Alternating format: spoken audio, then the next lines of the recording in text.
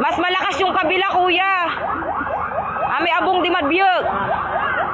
Pinagtulungan ng mga residente na maapula ang apoy na sumiklab sa isang bahay sa Purok 5, Barangay Angatal sa bayan ng Orbis Tondo, Pangasinan. Nangyari ang sunog noong Miyerkules, March 25, bandang alas 2 ng hapon. Ang sunog po ay nagsimula po doon sa nakaimbak na dayami doon sa may likod ng bahay nila. Sa inisyal na investigasyon ng Orbis Tondo BFP, malapit lang ang lutuan ng may-aris ng bahay sa tambak ng dayami sa likuran ng bahay. Posible daw ito ang naging dahilan ng pagsiklab ng apoy. Rumisponde naman ang Orbis Tondo BFP at naapula rin ng sunog bandang alas 3 ng hapon. Actually, magkakadikit po yung bahay.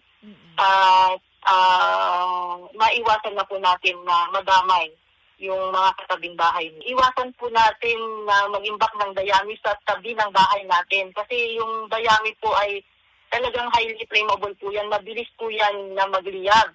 Wala namang nasugatan sa insidente dahil wala umanong tao sa loob ng bahay nang maganap ang sunog. Pimutok la. Pimutok la isakay. Umabot sa unang alarma ang sunog. Inaalam pa ng Orbis Tondo BFP ang iniwang danyos ng sunog. Angel Arquero, Nation on the Move.